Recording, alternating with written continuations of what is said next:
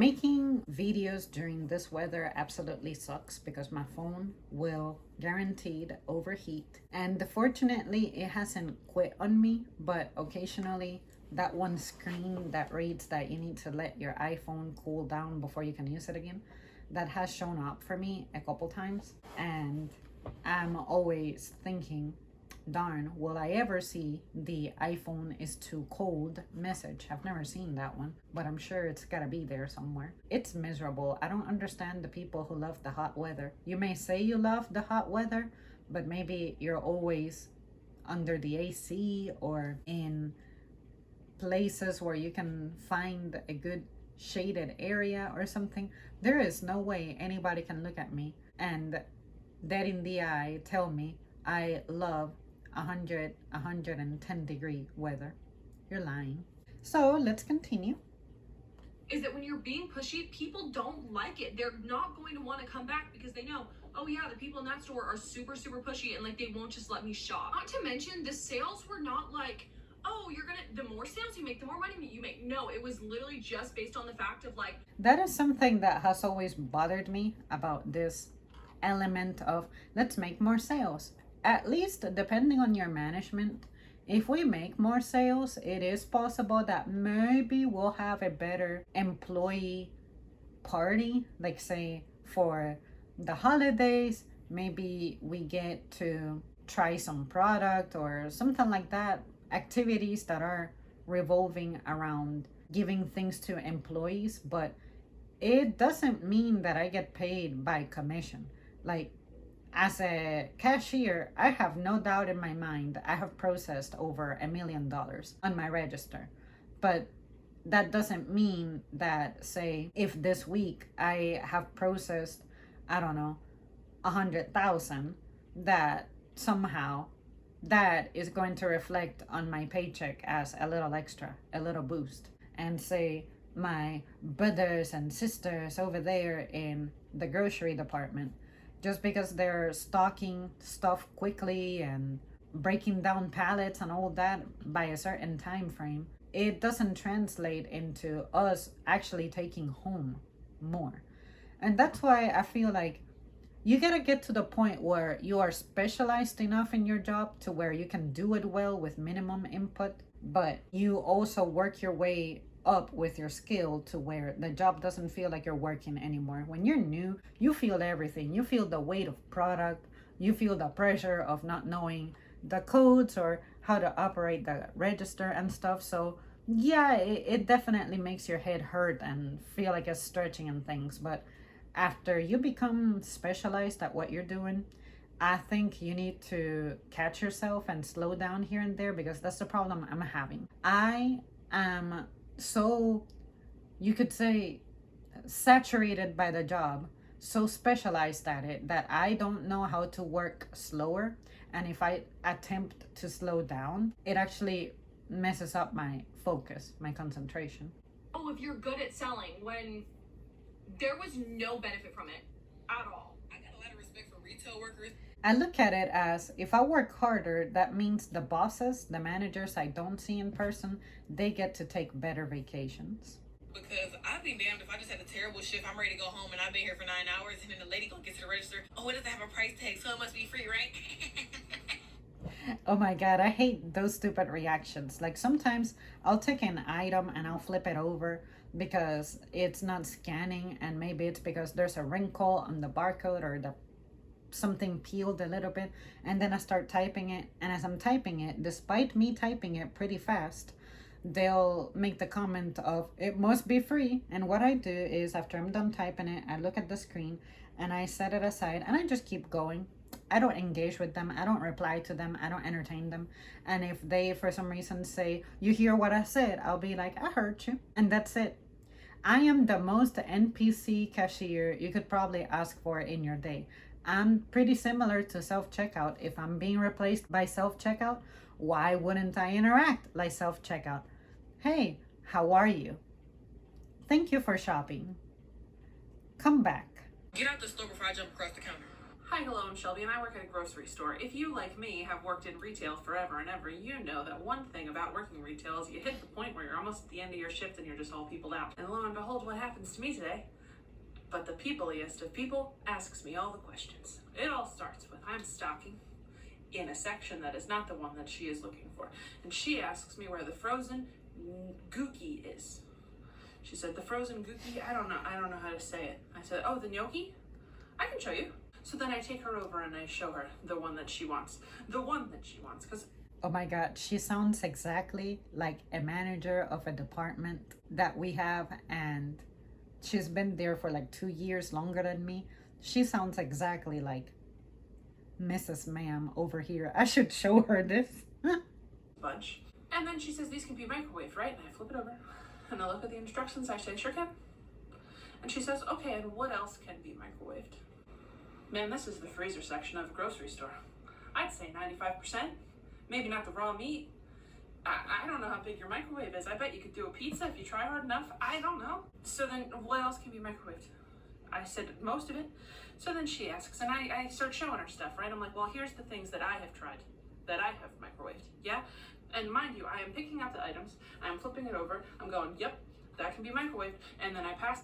I hate that about some customers. Sometimes they'll ask you some questions like, is this gluten free? Is this dairy free? This and that. And all I do is grab the item and I flip it over and I'm like, I don't see the vegan symbol. I don't see the GF symbol. I don't see anywhere that this says it's gluten free. Don't try to interpret the ingredients list, because you run the risk of something being secretly something else, like say gelatin is pork. I didn't know that because of me actively researching when I wanted to quit and avoid pork altogether. If it hadn't been for that, I would have been unaware. I always knew that there were vegan marshmallows, regular marshmallows, and I wondered, why is it necessary to have vegan marshmallows? They're still gonna have sugar, and something is not vegan because it does not have sugar or something. Like, what was it? And then that's when I was able to piece that part together. But yeah, these people, in a sense, I feel like they do that to you because they don't want to be responsible for their own choices. If they make a mistake, they want to be able to say, well, I talked to Mrs. Ma'am over there and she said blah, blah, blah. And you got to be responsible for your choices. It's like you don't want to be by yourself reading. To her and she goes, what's this? And I tell her. And then she looks at the nutrition facts and she goes, the sodium's so high. Yep. Could you believe it? The frozen, processed, packaged, prepared food at the grocery store is high in sodium. What are you gonna do? So then I keep showing her things. Well, what else can be microwaved? What else can be microwaved? Can this be microwaved? Can this be microwaved? I don't know. Let me look at the package with the instructions. I too am an adventurer like you. I also buy my food at the grocery store and then I take it home and then I put it away. And then when I want it, I prepare it per package instructions. I work at a grocery store. I have not read the ingredients and directions to every package in the grocery store. Even if I had, I wouldn't be able to remember it. I don't know what I ate for dinner yesterday. And then she asks where our pumpkin stuff is. And I said, unfortunately, we don't have any pumpkin stuff yet. It's supposed to come later in the week. Oh, that dreadful pumpkin season. I know exactly what she is describing because they'll do shit like that. They'll ask, do you have any pumpkin stuff yet? Or where is your pumpkin stuff after the season is over? And it's just the worst breaking those news to them.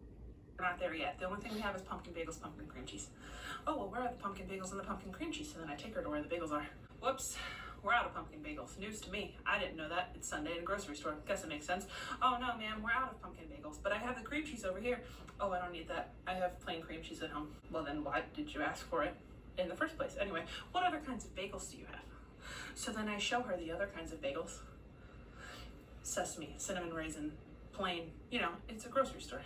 What I'm enjoying the most about listening to this lady, aside from the fact that she sounds exactly like my girl who I'm thinking about right now, is that this is exactly how I would bond with someone I work with. So she's perfectly projecting a day in retail as if I was in the break room chatting it up with someone I work with. Bagels. Well, how much is this? $3.49. How much is this one? $3.49. Believe it or not, same price, different flavor. Same package, same price, different flavor. Oh, well, what kinds of breads do you have? What kind? Those people on the phone are the worst. They'll be like, I'm looking for soup. Okay. What kind of soups do you have? And I'm like, are you looking for prepackaged refrigerated? Are you looking to find out if we sell any hot ones? Like if we have a kitchen area? Are you looking for the canned ones? And say that for some reason they don't specify that. They'll be like, I just want to know what you have. And then I may start telling them that we have, well, our canned options are this and that. Not the canned ones. I don't eat stuff from a can because let me tell you something. Some cans will be rusty and dented and they can give you botulism, all that shit. And I'm like, okay. I guess I will see you next time. Usually when I'm on the spot, like improving my responses, reacting to the wilderness, I can come up with better interactions. I can explain better my interactions. But when I'm here, calm, trying to tell you guys some of those anecdotes, it's kind of hard for me to remember what has happened. But I know that on the phone, usually, if they have already taken too long during their introduction, I'll try to narrow down whatever they're saying. Like if they're inquiring about, in this instance, soup, I'll just go ahead and forward them to the grocery department. Or other times it's they may be asking about seasonal bakery items. So what I'll do is I'll be like, hang on 1 second and let me find out for you. But what they're asking is something like, are you going to have prepackaged holiday muffins, something like that? And then from that I can narrow it down to which department they may want to consult. But yeah, that's how they be. That's how y'all be. Breads do we have? If you could open your eyeballs and look at the bread aisle that we were in, you would see all of the kinds. All of the kinds. All of the kinds with signs directly in front of them that say what they are. Sometimes I think that some people are not accustomed to being by themselves. Say, some of these people may have recently become empty nesters, meaning that your child went to college, or maybe your spouse kicked the bucket, or maybe you moved, some life-changing event happened that changed the routine that you had established for your life, and now that you're by yourself, you don't know how to handle shopping because you were used to having someone else making the decisions for you, or you were shopping based off the situation in your home to accommodate other people. But now that you're by yourself, serving yourself, you don't know how to handle it. So in an effort to bring that back into your life, you will cling to an associate like this in hopes that they can simplify it, make it easy for you to make decisions. That's gotta be it. There's gotta be some kind of syndrome that's following some person to do shit like this. I've wondered about that this entire time. The size is and how much it costs. Well, how much does this one cost? How much does this one cost? And then when she picked up the bagels, she flips it and looks at the nutrition facts. It's a lot of carbs. In a bagel? Can you believe it? I've been eating carbs this whole time. I didn't know that there were carbs in a bagel. What? How did you get to the grocery store today? Did you drive yourself here? It was almost 20 minutes. At least 15. If you let them, these people will consume a lot of your time. That's why I try to get a feel for the person. Like, are you going to be a simple inquirer, or are you going to be one of those soul-sucking inquirers? Because the way I'll handle that is, let's say that they ask, can you show me where your chips are? And they narrow it down to something like, can you show me where your nacho chips are? And I'm like, all right, I can show you. They're right here. And then they start asking further questions like, now, do you have the specific kind, the specific brand, or do you happen to have the salsa that's also the same brand as this? I'm like, even if I know the answer, even if I know where it's at and I could get it for them super fast, or I could show them super fast. I'll be like, on that one, I'm not sure, but let me get someone who knows. Like I said, even if I know the answer, I swallow my pride for a second and I'll be like, let me forward you to grocery because this has the potential of continuing. There have been people who I showed them one item, then they'll ask me about another item, and then they'll be like, now what about this? What about the blah, blah, blah? At that point, I'm on a register. I gotta find how to get myself rid of this person. And the way to do that would be to, of course, find somebody else to take my place. You're still being assisted, just not by me. And there are some people who, weirdly enough, this might be a killer clown customer. If you've been around, you know what I mean when I say killer clown. But there are some customers who, even if I were to say, give me 1 second and I'll find somebody, they'll be like, it's okay, I don't need the help. And maybe days later they come back and they see you and they come talk to you again, like you're the only employee there or you're the only qualified one or something. I'm like, okay, I see what's going on. You can only be served by me for some reason. That I'm walking around with this lady. And then it hit a point where she asked where the yogurt was, and I pointed across the aisle to where the yogurt was, and she turned around and I whoop. At some point, you just have to do that. There have been people who, if there is an item that is within the same aisle, I don't mind taking a few extra steps and being like, it's right over here, blah, blah, blah. But if it's something that's an aisle or 2 aisles over, I'll be using as many reference points as I can. Like wherever we're standing, I'm like, this position where we're standing on this aisle, the next aisle over, it'll be over here to your left, something like that. Because again, you know where this is going. Experience just tells you. And I went and hid in the back room till I was pretty sure she went to the checkout because I couldn't take it anymore. Unfortunately, there are some people who I work with who do this shit to me sometimes. They'll see someone coming over and they'll be like, if you need something, call me. And then they're hiding in the back, or sometimes, depending on who it is, they'll outright tell me, so the name of this customer is here. I can't deal with her today. I'm going away for some minutes. And sometimes I'm like, in the same manner that over the years I have had people backing me up, when I experience a difficult time, I'll be in charge here. And it fills me up with so much pride whenever I have to deal with someone who is challenging, but sometimes this person doesn't want to be assisted by me and they request the person who just went to the back to hide. And I'll be like, that individual is not available at this time. They're on a break. How can I help you? And they either have to take my assistance or they'll go as far as asking, well, when will he be back? And I'm like, it can be anywhere from half an hour to an hour. Are you really going to wait the whole hour for this person? Or are you going to just behave yourself? Let me assist you since I'm as qualified as anyone else, and you'll go about your day. I used to work in retail and I just quit. No, I'm not going to tell you where I worked, but yes, I'm going to spill the tea. My first gripe of working in retail is that people treat it like it's working at fucking NASA. They treat it like you have to have 4 software engineering degrees, 3 marketing degrees, and 16 communication degrees.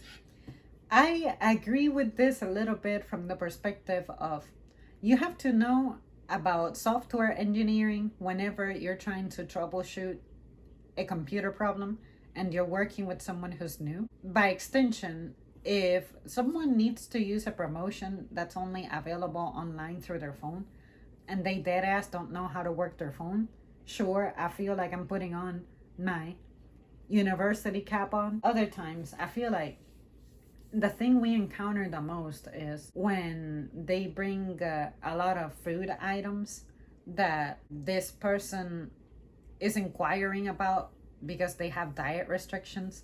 It's like I have to become your free doctor and your dietitian, because some people will ask me, will this make my blood glucose go up? Will this make my blood pressure go up? Do you think this is okay for me to have if I'm taking this and that medication? And I'm like, oh, so legally I cannot advise you on that. I would recommend that you ask your doctor. follow your doctor's instructions. I don't know how doctors be doctoring nowadays. I don't have the privilege of going to the doctor, but all I know is that I cannot advise you on this because I'm not a doctor. Just to step on the floor and sell some shit. That's just not the reality of it. If anyone makes you feel like it is that important, The way I see retail is super simple. In order to sell, you just have to show the merchandise. Just show it. Show it. If you start pushing it, you may fish a little bit more, but as long as you're showing it, it'll get sold. You just gotta be patient. it's just simply not. Not to say that your job is not important, because customer service jobs are absolutely important. However, as a 26-year-old, if I ask you to get a name tag that I don't even really want to wear, and you yell at me for 5 minutes about how we can't lose our name tags, I'm gonna look at you like you're fucking stupid, because it's not that fucking serious. Furthermore, if I'm doing my job and it's different than the way that you do your job, you can't tell me how to do my job the way that you're doing your job. I can agree with that sentiment about someone wanting to impose their ideas on you or intervene with the way that you do things. If you are both working and however you're working is yielding the desired results, don't worry about it. If I'm asking for advice because I wish to better my performance, or maybe I have a new goal, or maybe I'm experiencing something physical and I'm like, I wish I could run the register to where my shoulder doesn't hurt, and you have observed that I have a shed posture and how you believe I should correct it, sure, give me the feedback. But I think that I would prefer that you don't get in my way, because I have my very specific learning style. And I remember when I used to be the slowest cashier for a while, I said, once I get the hang of this, I get the feeling I'm going to be maybe the fastest one in the history of this department. And that's what I became. Maybe yours is a little bit more by the book. I don't care. I'm probably doing my job better than you. And I'm not talking to you about how to do your job. I don't give a shit how you fucking operate. I don't care. Do your fucking shit, go home. It's not how I live. That's not.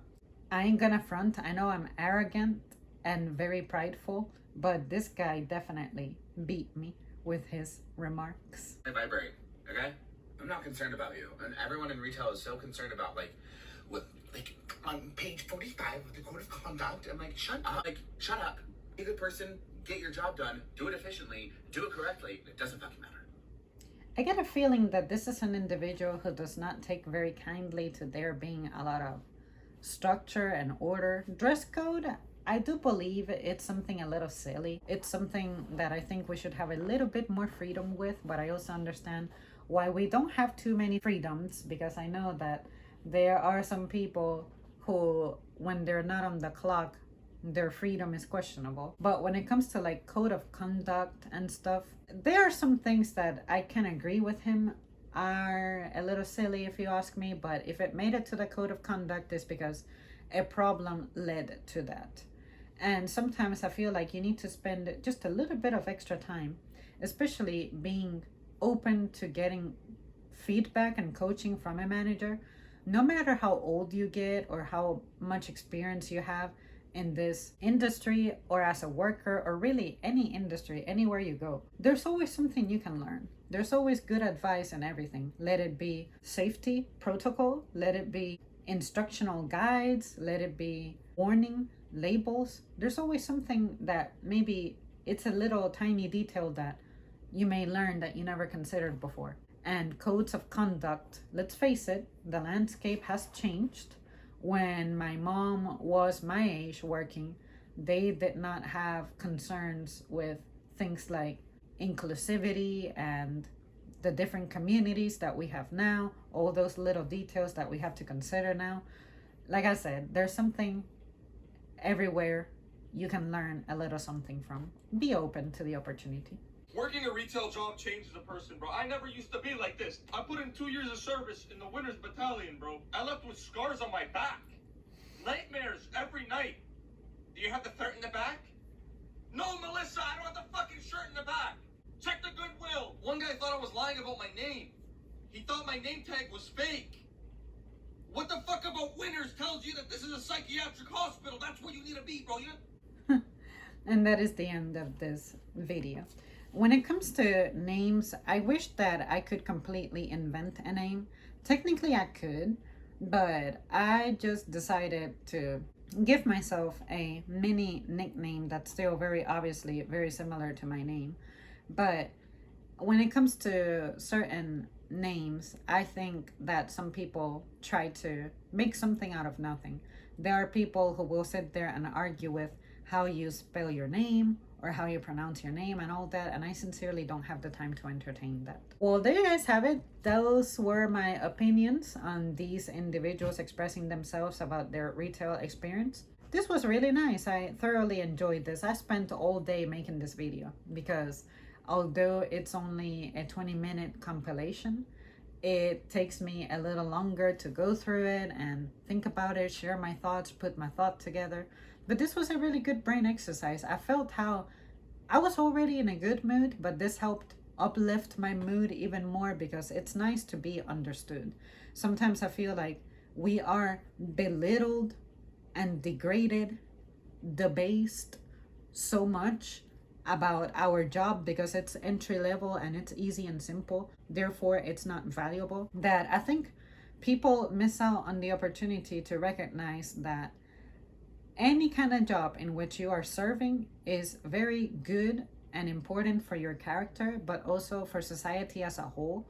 Positions like this, no matter where you're at, they're important because they are something that helps us stay checked.